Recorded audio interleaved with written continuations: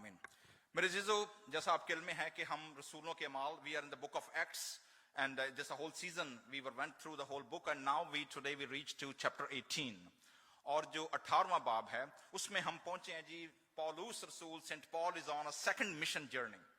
और पहला mission journey जो आपने देखा कि वो अंताकिया से, एंटियोक से शुरू हुआ और अंताकिया रसूलों के माल 11वें बाब से पौलुस रसूल पहुंचते हैं उस दौर की जितनी दुनिया थी, मौजूदा दौर का जो टर्की है, वहां पर जो तुर्की हमारा जो पड़ोसी मुल्क है वहां पहुंचते हैं।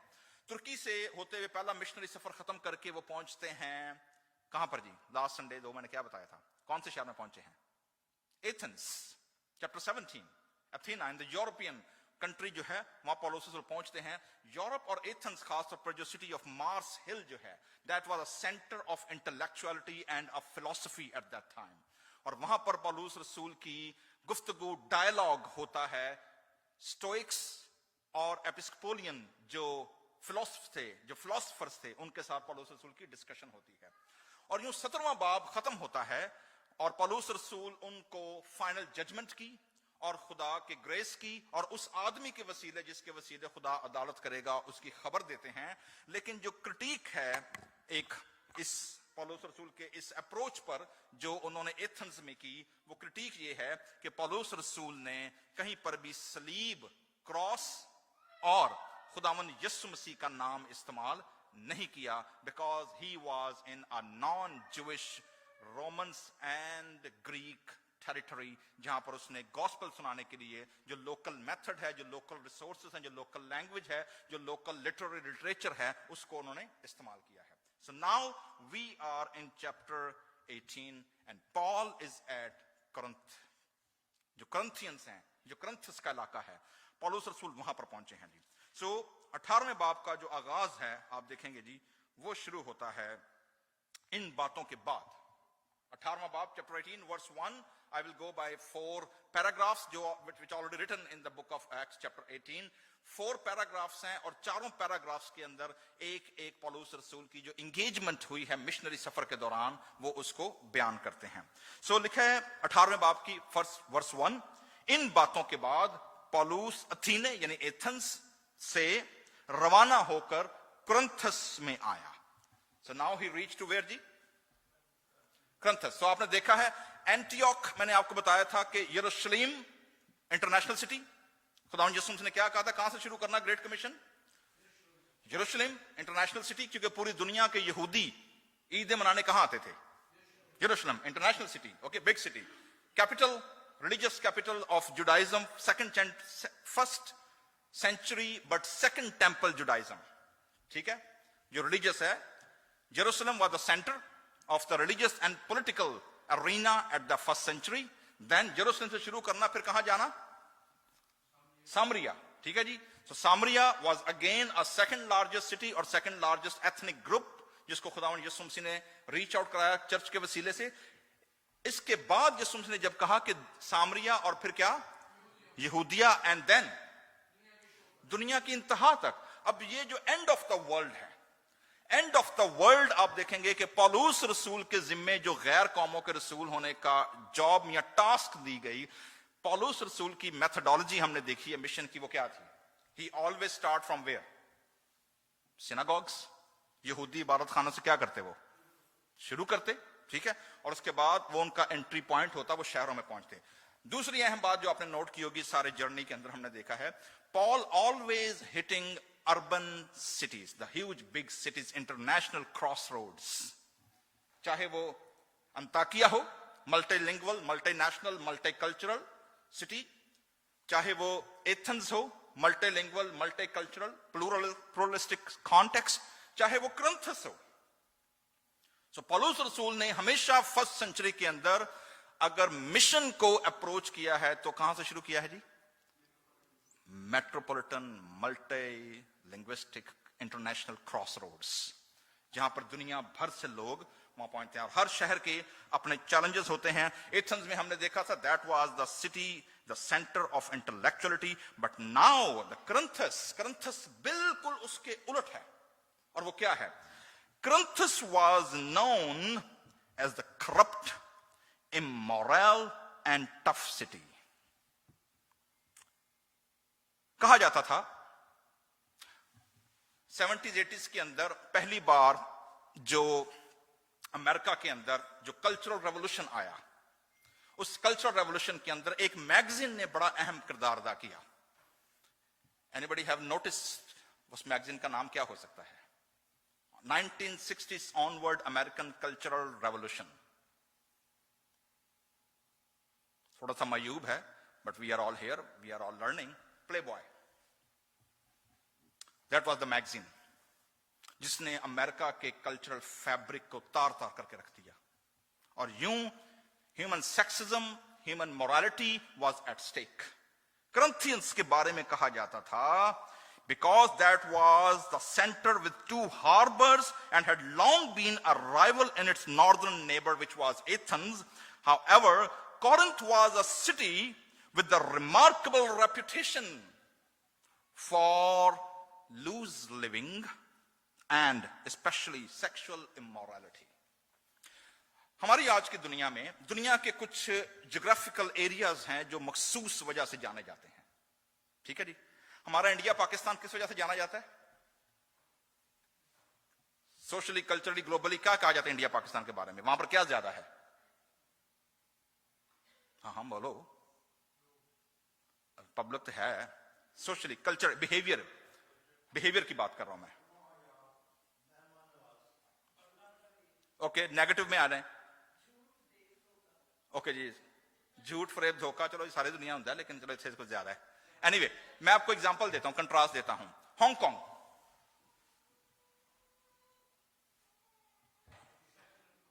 Okay, Dubai, Middle East, Arab, शेख, okay, so still today we have that connotations. ठीक है, आज की दुनिया में भी अगर हम मखसूस ज्योग्राफिकल सिटीज के नाम लें तो हमारे जहनों में क्या उभरता है फौरन? ठीक है, सो करंथियंस के बारे में कहा जाता था कि city with a remarkable reputation for loose living and especially sexual immorality, Las Vegas of the day, जहां पर किसी किस्म की कोई जो हम कहते हैं हमारे कल्चरल वैल्यूज नहीं है। Party, if you are a party animal, where you want to गो?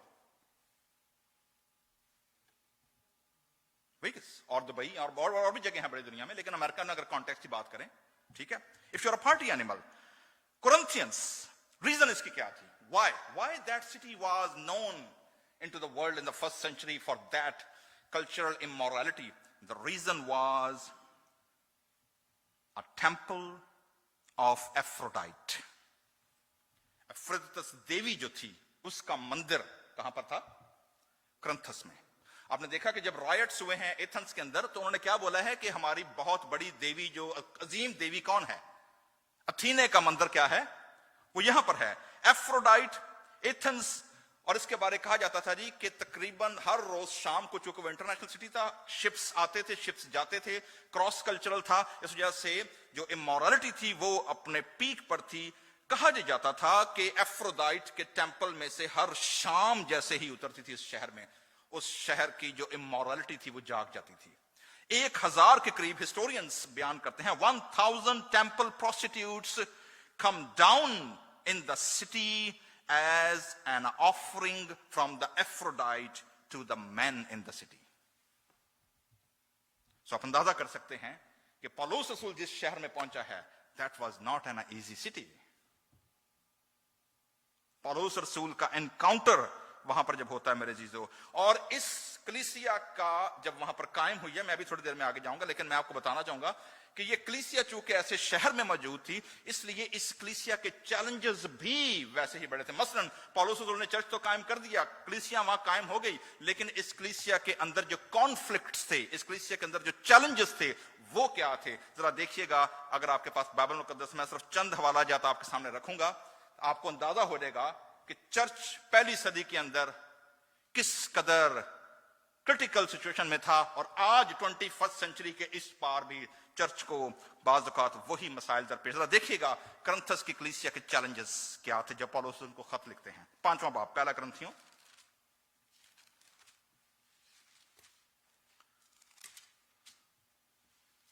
याद रखिएगा चर्च है, बैप्टाइज लोग हैं, ठीक है।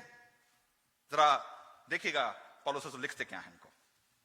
ओके जी, चैप्टर 5 और पहली आयत से मैं आपसे सामने पढ़ने लगा जी। पूरा चैप्टर आप घर जाके पढ़िएगा, मैं सिर्फ आपको रेफरेंस दे रहा हूं। यहां तक सुनने में आया है कि तुम में, यानी किस में? करंथस की कलीसिया में। खत किसको लिखा गया? कलीसिया को। याद रखिएगा, ईमानदार लोग हैं सारे। ओके, जरा काम सुने। यहां तक सुनने में आया है कि तुम में हरामकारी होती है, बल्कि ऐसी हरामकारी जो गैर कौमों में भी। बाकी डिटेल आप खुद पढ़ लीजिएगा। नंबर 2 पॉइंट, चैप्टर 8, बुतों की कुर्बानियों के बारे में। हम सब जानते हैं, इल्म रखते हैं, और वो कहता है जी बस बुतों की कुर्बानियों के गोश्त खाने के निस्बत हमारे बहुत सारे बहन भाई भी हैं और बड़े लोग हैं जो बाज़ का जब लेंट सीजन में हम बहुत सारी चीजों से परहेज करना क्या करते हैं, शुरू करते हैं। इनमें से एक परहेज जो है वो ये है कि बाज़ लोग कुछ गोश्त खाना नहीं छोड़ देते हैं, कुछ और चीजें छोड़ते हैं। जैसे मैंने लास्ट टाइम कहा था, जो झूठ बोलते हैं रोज 10 मार दो, की कर दें 5 कर दें, ठीक है। दूसरों की ऐप जो ही करते हो, ग़ीबत करते हो, अगर 10 GB डाटा पार कर रहे हैं तो कितना कर दें, ठीक है, ताकि जरा हाथ की रखे लांट दिन आज थोड़ा रखिए, ठीक है। 8वें बाब में आपने देखा जी, ये चैलेंज है। वहां पर 11वें बाब में आप देखेंगे, चूंकि आज हम होली कम्युनियन की बात कर रहे हैं, so that was appropriate text. 11वें बाब में जो एलीट थी, जिनके पास अपने घर थे, जिनके पास खाने पीने को होता था, वो ये क्या करते थे कि जब घरों में कलीसिया जमा होती थी, उस दौर में हमारे पास इतनी लैविश बड़ी बिल्डिंग तो नहीं होती थी, ठीक है, तो चर्च के पास क्या होते थे? सिर्फ अपने घर, ठीक है। 11वें बाब की 17वीं आयत, लेकिन जो हुक्म देता हूं इसमें तुम्हारी तारीफ नहीं करता, इसलिए कि तुम्हारे जमा होने से, जब कलीसिया जमा हो रही है, गैदर टुगेदर, फायदा नहीं बल्कि नुकसान होता है। यानी कलीसिया इकट्ठी होने का लिए फायदे के लिए, इंकरेजमेंट के लिए, कलीसिया की बढ़ोतरी के लिए। लेकिन यहां पर वो कह रहा है जी तुम जब जमा होते हो, और खासतौर पर जब अगापे फेस्टिवल में शामिल होते हो, जब आप खुदावंद की मेज के लिए आते हो, तो बजाय कलीसिया को फायदा, कलीसिया को क्या हो जाता है? कहते कलीसिया को नुकसान हो रहा है। नुकसान आप बाद में घर जाके पढ़िएगा। अच्छा, सेम चैलेंजेस आज भी हैं। Are we building a church और are we deconstructing a church? तीसरा चैलेंज वहां पर स्पिरिचुअल गिफ्ट्स। ये बहुत बड़ा इशू है, क्योंकि 12वें बाब और 14वां बाब पूरे का पूरा भरा पड़ा है। पौलुस रसूल ने नबूवत की नेमत की बात की है, गैर जुबानें। मैं चूंकि मेरा सब्जेक्ट नहीं है इस वक्त, हम रसूलों के माल में तफसील से देख चुके हैं what is the difference between बेगाना जुबान और गैर जुबानें, ठीक है जी। How that's plural, how that's interesting, कौन सा ग्रीक वर्ड फर्क है, कौन सा ग्रीक वर्ड फर्क है। यहां पर पौलुस रसूल स्पिरिचुअल गिफ्ट्स की बात करते हैं, क्योंकि जो रूहानी थे वो अपने आप को बहुते की समझते हैं, और जो बाकी लोग जिनके पास वो गिफ्ट नहीं होता, उन्होंने कहते हैं ये सेकंड क्लास क्रिश्चियन है। और ये चैलेंज आप आज भी देखते हैं, जिसकी गलत इंटरप्रिटेशन की जाती है इस टेक्स्ट की भी। सो आपने देखा जी, स्पिरिचुअल गिफ्ट्स का चैलेंज उस कलीसिया में क्या था, मौजूद था। सबसे इंपॉर्टेंट चीज उस कलीसिया के अंदर जो चैलेंज था, वो 15वें बाब में आप देखते हैं, कुछ लोग इनकार ही कर जाते थे कि यीशु मसीह मुर्दों में से जी नहीं उठे। और पौलुस रसूल कहते हैं कि if Jesus Christ is not risen, then our preaching and our faith is useless. और वहां पर बताते हैं कि यीशु मसीह मुर्दों में से जी उठा। तो आप देख रहे हैं जी, कलीसिया कायम करना वहां पर आसान, जब कायम हो गई है तो उसके चैलेंजेस क्या थे वहां पर। इसी तरह Los Angeles is not an easy city. Los Angeles के पड़ोस में क्या लगता है हमें 5 घंटे के ड्राइव पर? हॉलीवुड, लॉस वेगस और बहुत सारी चीजें हैं। So we are all living in the same context. तो आज मेरे और आपके लिए प्रिंसिपल्स क्या हैं? इस स्टोरी से मैं और आप 21st सेंचुरी का चर्च होते हुए इन द सिमिलर कॉन्टेक्स्ट हम क्या समझ सकते हैं जी? ये शहर ऐसा है जी कि यहां से पौलुस रसूल ने 4 खतूत लिखे हैं। रोमियो के नाम का जो खत है पौलुस रसूल ने लिखा, वो भी इसी करंथस की कलीसिया से बैठकर लिखा। 3 खतूत और हैं। इफिसस की कलीसिया का जो खत लिखा, वो भी पौलुस रसूल ने यहीं से बैठकर लिखा। पहला जो हम देखते हैं, फर्स्ट पैराग्राफ के अंदर पौलुस रसूल को मिशनरी पार्टनर्स मिलते हैं जी। और मिशनरी पार्टनर्स जो है वो जोड़ा है, फैमिली है, मियां और बीवी हैं। तो आप देख सकते हैं, आप कंट्रास्ट देख रहे हैं बैकग्राउंड में, करंथस सिटी इमोरालिटी, ठीक है, हरामकारी, ज़िनाकारी अपने रूज पर फ्री में अवेलेबल है, और उसके कंट्रास्ट में एक यहूदी जोड़ा, उसको क्या मिलता है? उस शहर में मिलता है जिनका घर खुदा उस जगह को तब्दील करने के लिए क्या करता है? इस्तेमाल करता है। That's why family unit is very important. मैं अक्सर इस बात पर बयान करता हूं, इब्लीस का सबसे नाजुक और सबसे आसान हदफ वो क्या है? फैमिलीज। और इस मुल्क में आकर जहां पर मिनटों में तलाकें और सेकंड में शादियां होती हैं, that's a big challenge for a church, how to intact family value. ये जोड़ा जिसका नाम लिखा है जी, वहां उसको एक अकोला नाम एक यहूदी मिला जो 35 की पैदाइश था और अपनी बीवी परसिक्ला समेत इतालिया से, he was Italian couple, Italian Jewish, Priscilla and Aquila, they came now.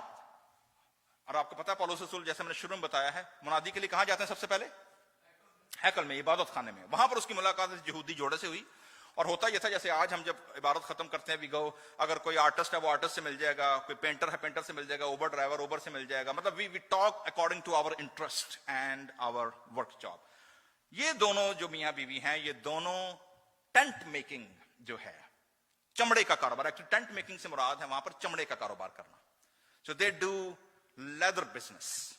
पौलुस रसूल जो थे, चूंकि ये भी क्या थे, he was also a trained rabbi, जिनको खैमे सीने का और टेंट मेकिंग का हुनर सिखाया गया था। यह बात याद रखिएगा, यहूदी रब्बियों के बारे में यह कहा जाता था कि मोस्टली वो लोगों के हदियों नजरानों पर नहीं रहते थे। जब वो तालीम हासिल करते थे अपने किसी उस्ताद के नीचे as an apprentice, they were also trained in some kind of a skilled job, ताकि वो मुकम्मल तौर पर बाकी लोगों के हदिये नजरानों पर जिंदगी ना गुजारें। That's how St. Paul was trained as a skilled tent maker, as a leather maker, as an artist, those who create leathers.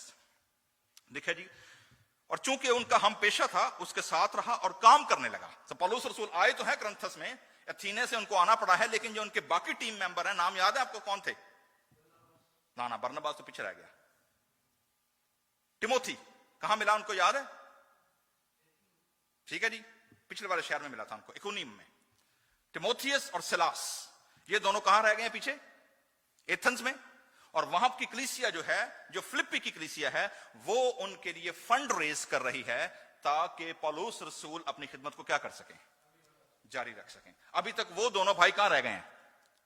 पीछे, ताकि वहां से जो हदिया इकट्ठा उसे लेकर आए। और पौलुस रसूल अकेला ही कहां पहुंच गया? करंथस में। ठीक है जी। तो आप अंदाजा कर सकते हैं कि पौलुस रसूल की जो पैशन है, पौलुस रसूल की जो मिशन है, he never ever acquitted in any situation, whether he has been beaten, whether he has been tortured, whether he has been stoned, whether he has been rebuked, whether he has been trialed, whatever happened, St. Paul was always burning with the fire. Whether he's with a team or without a team. He was never stopping missionary. तो missionary जील के साथ आप देखते हैं, वो अकेला है वहां पर। उन्हें कहा जी बाकी 5 दिन की करिए, उन रहना तो है, वे पार तो नहीं बनना कहे थे। So he started his work, काम करने लगे। उनका पेशा खैमादोजी था। और बाकी हफ्ते के हफ्ते वो क्या करता था? हर सबत को क्या लिखा जी? इबादत खाने में बहस करता। और यहूदियों और यूनानियों दोनों टारगेट हैं, Jewish and Greeks. He was engaging with both. तो पहला पैराग्राफ आप देखते हैं जी, ये हुआ है। सेकंड पैराग्राफ में देखते हैं, मीनवाइल सिलास और टिमोथी, अब ये दोनों क्या आ गए हैं? वापस आ गए हैं। फंडिंग उनके पास है, पैसे उन्होंने इकट्ठे किए हैं, पीछे चर्चेस ने हदिया इकट्ठा करके क्या किया? उनको भेजा है। जैसे ही टीम आई है, पौलुस कलाम सुनाने के जोश से मामूर होकर, now he was free, his hands, his wings were open now again. क्या लिखा है जी? कलाम सुनाने से मजबूर होकर, ही वाज कंपेल्ड, यहूदियों के आगे क्या दे रहा था? गवाही, witness. So whether our worship, whether our workplace, we are called to be a witness. बाद बार हम सोचते हैं कि only when we gather together and on Sunday evening services or morning services, that is our worship. No, our Sunday prepare us for our witness for the next 5 days. That is the refueling point. So when we come on Sunday evening or morning, we get ready, we get prepared how we are going to witness in our workplaces, in our study places, and wherever we are. So पौलुस रसूल वहां पहुंच गए हैं। Italian couple tent maker जैसे मैंने बात की है जी, he voluntarily supported himself. Missionary friendship आए हैं और पौलुस रसूल उनके इस हदिये का शुक्रिया अदा करते। देखिएगा, बाज़ औक़ात हम समझते हैं जी कि शायद हम चर्च में किसी पादरी को हदिया दे रहे हैं। ये बिल्कुल गलत पर्सपेक्टिव है। जब आप हदिया दैयकी देते हैं, you are participating in God's mission. उसका रिवॉर्ड, उसका अजर आपको कौन देता है? वो खुदा देता है। और पौलुस रसूल पहला कुरिन्थियों 9वें बाब के अंदर, दूसरे कुरिन्थियों 9वें बाब के अंदर भी वो बयान करते हैं कि ये वो खिदमत है, दिस इज अ मिनिस्ट्री। हर बंदा ऑर्डेन मिनिस्ट्री के लिए कॉल नहीं हुआ, बट आपका वर्क प्लेस और आपका कंट्रीब्यूशन, आपकी पार्टिसिपेशन जो है, दैट इज योर पार्टिसिपेशन। पौलुस रसूल जब इस बात को आगे बढ़ाते हैं तो कहते हैं जी, गवाही क्या दे रहे हैं कि यीशु ही क्या है? मसीह है। और अब चूंकि वो काम से हट गए, लेकिन चूंकि he was called by Christ, एक खादम को मैं सुन रहा था, उन्होंने बोला जी, नाउ आई एम कोटिंग, वो ये कह रहे हैं जी, your occupation, whatever occupation you are, your occupation is your ordination. आपका काम आपका क्या है? ऑर्डिनेशन है। Your occupation is your ordination and your work place is your pulpit. ये आखिरी लाइन वैसे मेरी, मैंने खुद बनाई है। ऑर्डिनेशन जो है ये मैंने वहां से लिया था। So your work place become what? Your pulpit. How we are witnessing. So missional friendship है जी उनकी। तो जब आप दोस्त बनाते हैं, a man is known by a company which he keeps. आपकी दोस्ती आवारागर्दों के साथ है, टाइम किलर्स के साथ है, पार्टी एनिमल्स के साथ है, यू आर वेस्टिंग। लेकिन अगर आप अपने जैसे वर्शिपर्स, अपने जैसे गवाह, अपने जैसे जनरस लोगों के साथ रहेंगे, तो आप वैसे ही ढलते चले जाएंगे। क्योंकि कलाम में लिखा है, मिसाल का मुसन्नफ कहता है, जैसा लोहा लोहे को क्या करता है? तेज करता है, वैसे ही इंसान का चेहरा इंसान के चेहरे को क्या करता है? So that is a symbolic कि आप किस किस्म के लोगों में उठते बैठते हैं। इमोरल लोगों में बैठेंगे, आपके लिए इमोरलिटी, झूठ बोलना, चोरी करना, बातें इधर फैलाना, that was nothing, it become a habitual. So ये मिशनरी कपल उनको मिला है और वो उसके साथ मुकम्मल तौर पर शामिल हैं। पौलुस रसूल उनको यीशु मसीह की गवाही देते हैं। सो अगेन, जब आप मिनिस्ट्री में आते हैं जी, मिशन में आते हैं, the first important thing you need to remember, you will be rejected. Rejection, disappointment, ये सबसे पहले आएगी। और हम देख चुके हैं पौलुस रसूल खुदावंद यीशु मसीह की खिदमत से लेकर चर्च की मिनिस्ट्री तक, ग्लोबल लेवल तक पहुंचने पर, हर शहर में जहां पर ईमानदार मिले हैं, जाने मिली हैं, लोग कन्वर्ट हुए हैं, वहीं पर उनकी मुखालफत भी उतनी ही क्या हुई है? शदीद हुई है। सो खिदमत में जब आप आते हैं, क्योंकि मेरा ये 20-25 साल का 25वां साल तो ऑलमोस्ट शुरू होने वाला है मुझे खिदमत के अंदर। सो इट इज इंडीड, जो लोग खिदमत में, दे नो वेरी वेल कि rejection, humiliation, misunderstanding, character assassination is a part of the game. अगर आप इसको बर्दाश्त नहीं कर सकते, you can't enter in a ministry। लिखा, जब लोग मुखालफत करने लगे और कुफर बकने लगे, यहां फिर भी बड़ी सॉफ्ट लैंग्वेज इस्तेमाल की गई है, कुफर बकने लगे, तो उसने अपने कपड़े झाड़ कर उनसे कहा, तुम्हारा खून तुम्हारी ही गर्दन पर मैं पाक हूं। ज्यूइश लोगों को वो कह रहा है। अब से वो क्या कहता है जी, कहां जाऊंगा फिर मैं? गैर कौमों के पास। Again, to non Jewish gentiles I will go. So he left Titus Justus. तो जहां पर मुखालफत मैंने बताया है, वहां पर फ्रूट भी क्या है? मौजूद होगा। लाजमी खुदा ने लोग रखे होते हैं, ठीक है। सो यहां पर इबादत खाने ने, synagogue rejected Saint Paul, but देखिएगा उसका टर्न आउट क्या हुआ है। टर्न आउट ये हुआ है, the head of the synagogue, the whole family of the head of the synagogue, they converted. मुखालफत भी है, लेकिन इबादत खाने का सरदार क्रिस्पस अपने घराने समेत खुदावन पर क्या ले आया? इन दिनों मैं परसों मेरी एक ऑनलाइन कॉन्वर्सेशन है, हमारे इंडिया के 2 स्कॉलर्स हैं, डॉक्टर जॉनसन थॉमस्किटी, he is a professor of a New Testament, और एक और प्रोफेसर हैं, उनकी किताब आई है एक, reading the new testament in Asian context, और पूरे 26 के 26 किताबें नए अहदनामे की एशियन स्कॉलर्स ने, एशियन राइटर्स ने वो लिखी हैं, उनके ऊपर जो आर्टिकल्स हैं। तो मैं चूंकि उसका रिव्यू दे रहा हूं, सो दे बोथ चीफ एडिटर और जो रसूलों के माल का जिसका कंट्रीब्यूशन है, they will become live with me on a live stream show. तो मैं एक चीज देख रहा था, आप देखिएगा, अपने तमाम घराने समेत हमारा जो इंडियन, पाकिस्तानी, एशियन कल्चर है versus western culture, what do you think? What is the major cultural difference between the Western and Eastern culture? Family. Anything else? Communal. We are community. Jabke, guys, can you affirm that? Is it an individualistic culture? What do you think? Am I right? Versus communal. ठीक है? Shame and honor culture. Compared to the Western guilt culture. Personal. हर चीज मेरी. Everything is personal. जबकि everything here, what? Communal. All. एक बंदा जाएगा, चार बंदे नाल. ठीक है? कबीले ने क्या किया है? कबीले के सरदार ने कन्वर्ट हुआ है, पूरा कबीला थले. आगे से इलेक्शन आने वाले हैं, बरादरी का हेड वोट देगा, सारे वोट के पीछे. ठीक है? That's community. That's how we all become Christians 3 or 4 generations ago. Because someone in the clan, the head of the clan, he accepted Jesus Christ, and that's how we all Punjabis Christianize.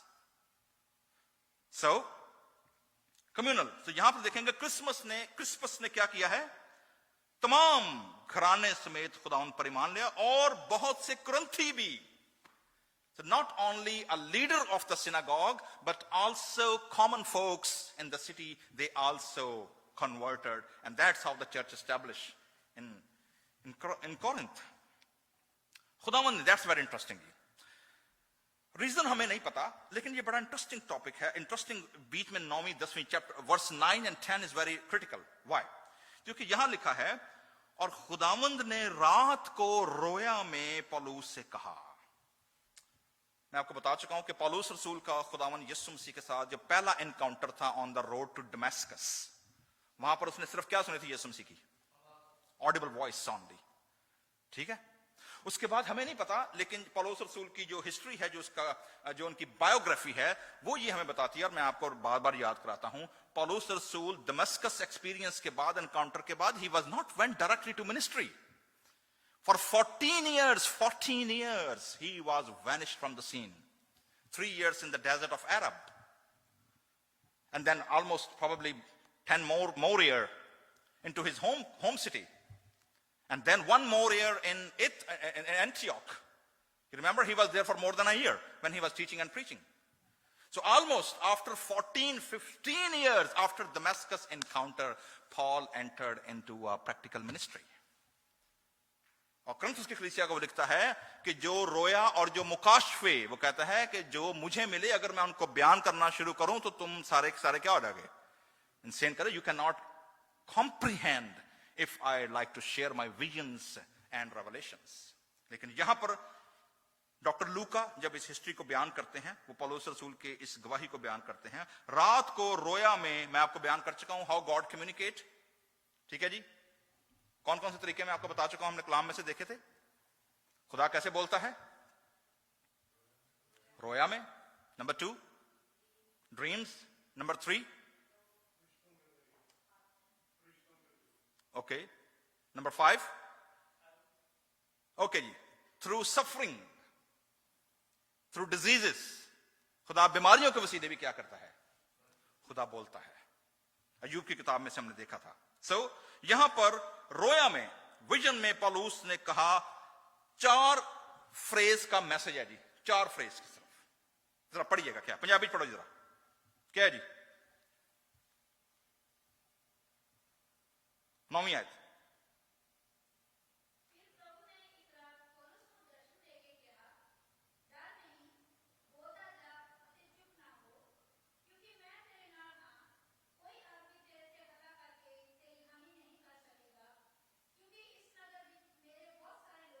Thank you. कितने लाइनों का message है जी? Letter आया. Number 1 क्या है? Fear not. Number 1 fear not, डरना. Number 2 कहे जा. जो तू बोल रहा है, जो तू मुनादी कर रहा है, क्या किए जा, बोले जा, चुप ना रह, डोंट बी साइलेंस। ठीक है, और फिर क्या है, इसलिए रीजन क्या है हमें नहीं पता पौलुस को वहां क्या खौफ हुआ है। पीछे आप देख सकें, he was a bold person, दलेर आदमी है।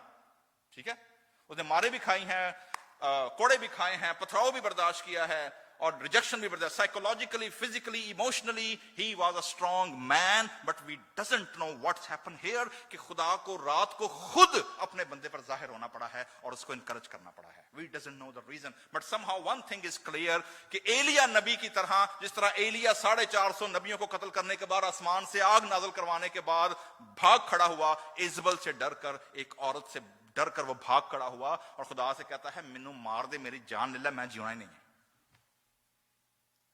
He was such in a dark place of his soul, in the dark night experience. यहां पर भी यूं लगता है कि जैसे पौलुस रसूल शायद psychologically, emotionally, he is in the dark night of his soul. हम सब ने एक्सपीरियंस किया होगा, खासतौर पर पैंडेमिक में, अपनी जिंदगी के बहुत सारे, हमारा इमिग्रेशन नहीं हो रहा, हमारी शादी नहीं हो रही, हमारा लाइफ पार्टनर नहीं है, हमारा बिजनेस नहीं है, हमारा बहुत सारे मसले हैं, हमारे बच्चों की शादियां नहीं हो रही हैं, हमारे पास पैसे नहीं है, हमारे पास बीमारी की हालत है, बुजुर्ग है, घर का, मतलब वेरी myriads of problems। और हम कभी ना कभी अपनी सोल के किस फेज में आ जाते हैं, डार्क नाइट। हमें लगता है कि बस खत्म हो गया, कुछ भी नहीं है, इससे आगे बंद गली है, डार्कनेस है। And then this is encouragement, और वो क्या है, नंबर 1, खौफ ना खा। ये आज आपके लिए, मेरे लिए भी है। Fear not, whatever situation you are, whatever problem you are facing, whatever dark image you are facing, fear not। ये खुदा का पहला encouraging statement है। और पौलुस रसूल के कॉन्टेक्स्ट में चुप ना रहे, इसलिए रीजन क्या है, कि मैं तेरे क्या हूं, इमैनुएल, खुदा हमारे साथ, मैं तेरे क्या हूं। तो ये प्रॉमिस याद रखिएगा जी। अपने पड़ोसी को बोले खौफ ना खा, बोलो जरा, बोले बोले बोले ऊंचा, मन संवाद नहीं हो रही। अंकल जी जरा पीछे बोले, शालीम को बोले जरा, खौफ ना खा, खौफ ना खा, बल्कि क्या हो, दलेर हो। और आगे जो आए था ना वो क्या है, मैं तेरे क्या हूं, कहें खुदावन तेरे साथ है। या speak loudly, fear not. Okay guys, come on, speak with each other, say fear not, Lord is with you. ठीक है, सो आप किसी भी सिचुएशन में से गुजर रहे हैं, health, wealth, relationship, whatever problem, fear not. Why? God is in control. ठीक है, आगे देखिए, बड़ी इंटरेस्टिंग बात है। इसलिए कि मैं तेरे साथ हूं, कोई शख्स तुझ पर हमला करके जर, यानी तेरे खिलाफ कोई भी इस वक्त कुछ काम कर रहा है, चाहे तुम्हारी फाइल अटकी हुई है, कहीं रेड फ्लैग है, कहीं पर चीजें गुम हो रही हैं, पैसे नहीं आ रहे, हेल्थ इश्यू हो रहा है, रिलेशनल इश्यू है, वट एवर इट इज, क्या है, तेरे खिलाफ कोई भी मंसूबा कामयाब नहीं होगा। क्योंकि रीजन, एक और आगे रीजन, और वो क्या है, इस शहर में मेरे बहुत से लोग हैं। हम लोग समझते हैं जितना साढ़े चर्च होता है ना, बस वही क्रिश्चियन है, ऐसा नहीं है। That's why we always respect other faiths, other people, other denominations. इस शहर में मेरे बहुत से लोग हैं। सेम स्टेटमेंट आपको नजर आएगी। एलिया नबी को लगा कि मैं अकेला ही की यहीं रहा, वो जी खुदावंद मैं कला ही रह गया, बाकी तो दुनिया सारी बेदीन हो गई, ये सारे नचदे फिरदे, शराबां पींदे ते मार अपना पार्टियां कर देने, ये मैं कला ही तेरा बंदा रह गया। क्या जवाब आया? No no no no, you are misguided, you are misconceived. अभी 600 के करीब घुटने ऐसे हैं जो बाल के आगे नहीं टिके। सो व्हेन वी जज पीपल, व्हेन वी जज by the book, we doesn't no कि वो बंदा अंदर से कहां जुड़ा हुआ है। सो इस शहर में मेरे क्या हैं? बहुत से लोग हैं। Don't worry. अगेन जी पौलुस ने फिर 1.5 साल पौलुस ने फिर टट के उतर रहा। क्या लिखा जी वहां पर? 1.5 साल तक क्या रहा? उनमें रहकर खुदा का कलाम क्या करता रहा जी? सिखाता रहा जी। ओके जी, आगे नेक्स्ट पैराग्राफ है, दैट्स अ पॉलिटिकल राइट। और वहां पर जो ग्रीक हैं वो यहूदियों के खिलाफ हो गए हैं, और जो नया लीडर बना था ना, पुराने वाला लीडर किधर गया? आपको पता है इबादतखाने का पुराने वाला लीडर क्या हो गया उसके साथ? He converted. He's Christian now. तो जगह जो खाली हुई थी वहां नवा सूबेदार, वहां नया लीडर आ गया, उनको कुट पै गई। वो देखें वो अदालत में चले गए यहूदी पौलुस को खींचकर, कहने बंदा साढ़े काम खराब करी जाते। वहां पर बाकी लोग भी थे, लेकिन जो ज्यूरी थी, जो जज था, जो गिलियो था, उसने यहूदियों को निकाल दिया, और जो रोमन्स ग्रीक वहां बैठे हुए थे उन्होंने यहूदियों की पिटाई कर दी। उनका तो ये साढ़े शहर फटा पान दे। तो ये 17वीं आयत तक है। 18वीं आयत वेरी इंपॉर्टेंट, 18वीं आयत जिसका ताल्लुक बराह रास्त, this is our last point today, क्योंकि नेक्स्ट चैप्टर जो है वो उसको हम बाद में देखेंगे। यहां पर जी पौलुस रसूल बहुत दिन वहां रहकर भाइयों से रुखसत हुआ। अब पौलुस रसूल कुरिन्थ से क्या होने वाले हैं? आगे गए हैं। और चूंकि उसने मन्नत मानी थी, हियर यू गो जी, ही वाज, और मन्नत उसने क्या मानी थी? Nazirite, the vow of Nazirite. ये एक बड़ा इंपॉर्टेंट इशू है। हमें यूं लगता है कि जैसे पौलुस रसूल एंटी सेमिटिक है, एंटी ज्यूइश है, क्योंकि वो यहूदियों, हर बार वो कहां पहुंच रहा सबसे पहले? यहूदियों में।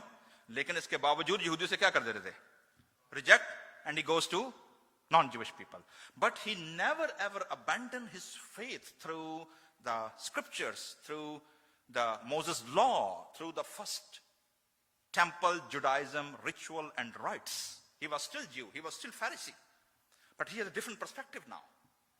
So what he was doing here in the verse 18, now he accomplished a vow of Nazarite. नज़ीर की जिसने मन्नत मानी थी। आपको पता है बाइबल मुकद्दस में सबसे बड़ा सूरमा नज़ीर कौन गुजरा है? सैमसन। ठीक है, सैमसन। सैमसन की जो नजारत थी वो सैमसन ने खुद नहीं ली थी, वो खुदा ने क्या किया था? गिफ्ट दिया था। ठीक है, उसके मां बाप को, और देखा सारी जिंदगी उसके सर पे उस तरह नहीं फिरेगा। सो इस नजारत का ताल्लुक बालों के साथ है जी। वैसे वाल जिन्होंने अच्छे वाल ने वो तो बल्ले बल्ले कर देने, जिन्होंने मेरे वर्गे एल्डर साहब वर्गे ने, ठीक है, असी बस वो कपड़ा मुंह मार के सिर ते मार लेगा। सो बाल, hairs are very important, specially in the Nazirite vow. So यहां पर आप देखेंगे मन्नत, और मन्नत के बारे में दो तरह की मन्नत है जी। एक मन्नत है जो सर्टेन टाइम के लिए होती है।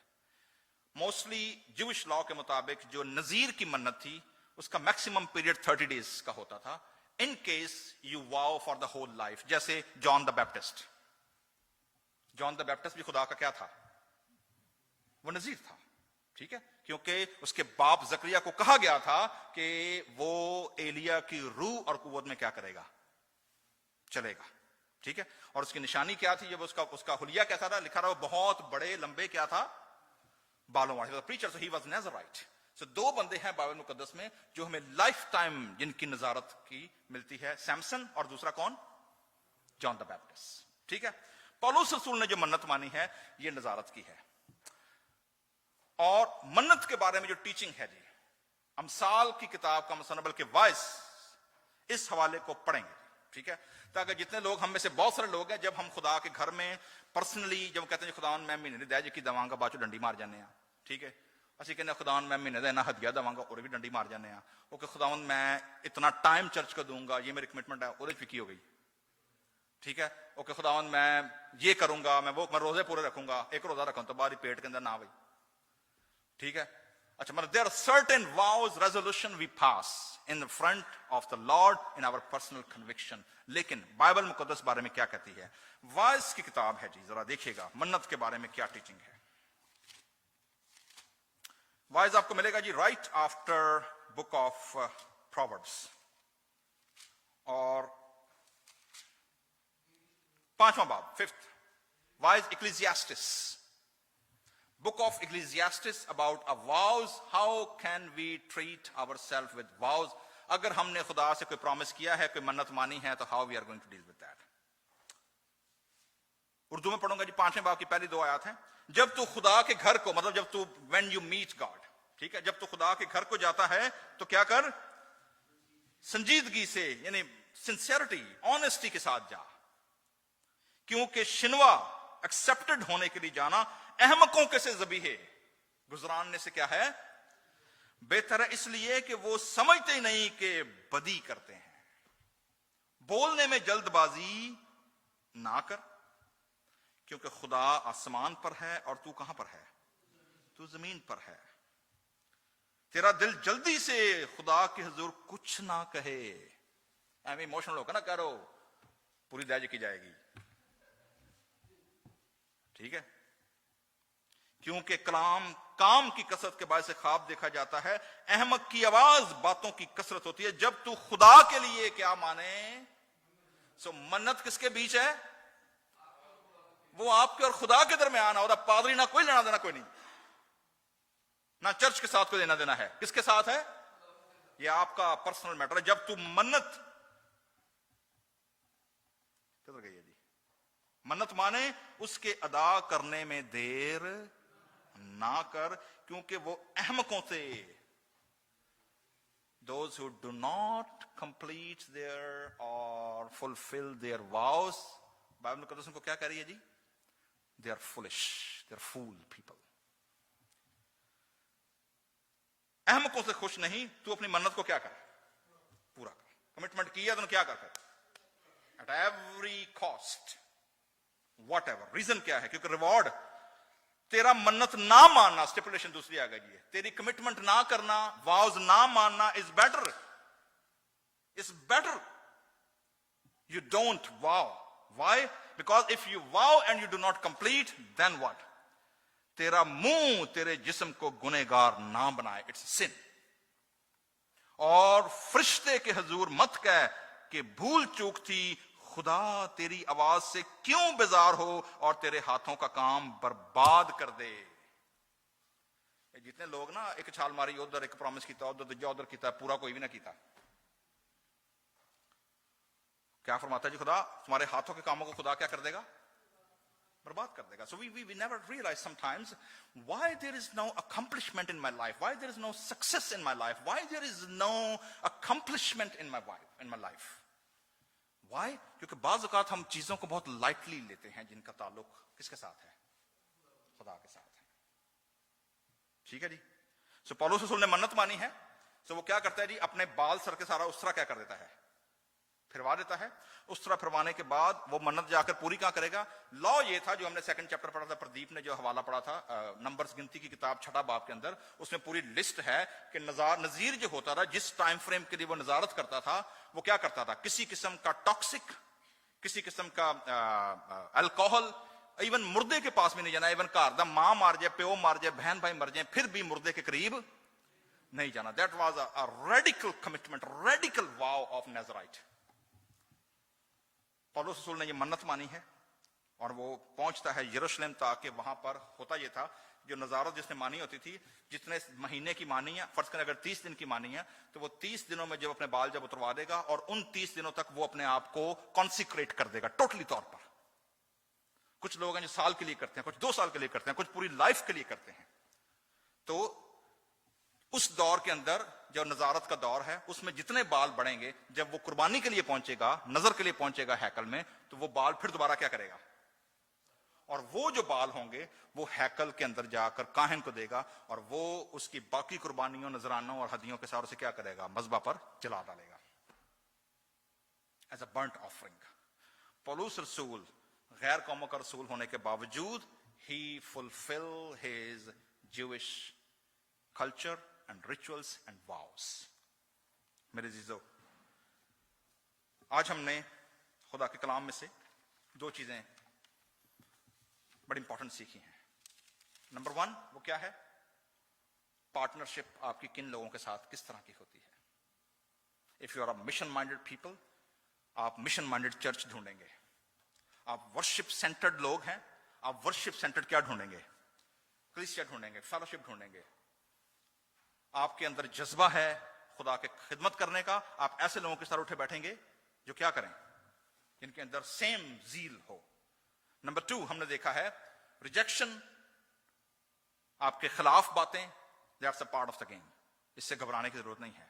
पौलुस रसूल को खुदा ने क्या प्रॉमिस किया था? खौफ ना खा, मैं क्या हूं? ना सिर्फ मैं तेरे साथ हूं, बल्कि नीचे इर्द गिर्द बहुत सारे लोग मैंने क्या किए हुए हैं?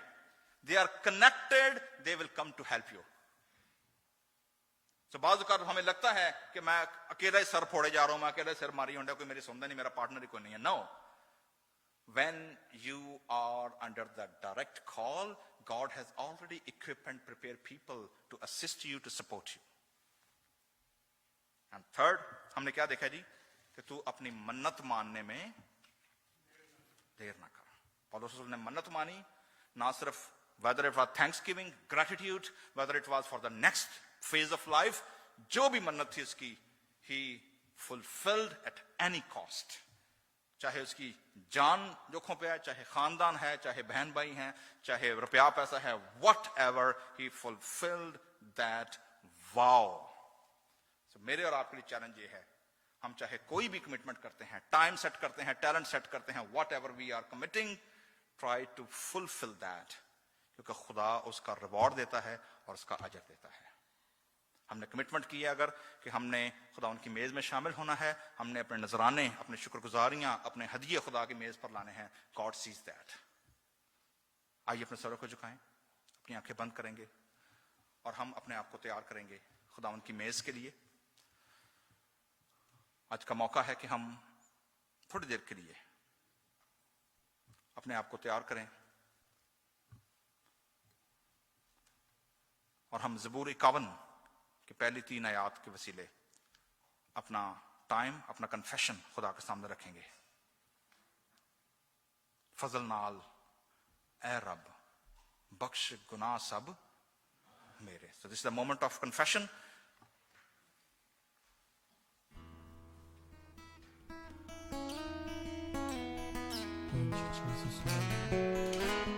आपकी आंखों को बंद रखते हुए आज अपने सरों को झुकाएंगे, अपनी आंखें बंद रखेंगे और इस गीत के वसीले अपने गुनाहों का इकरार खुदा के सामने करेंगे.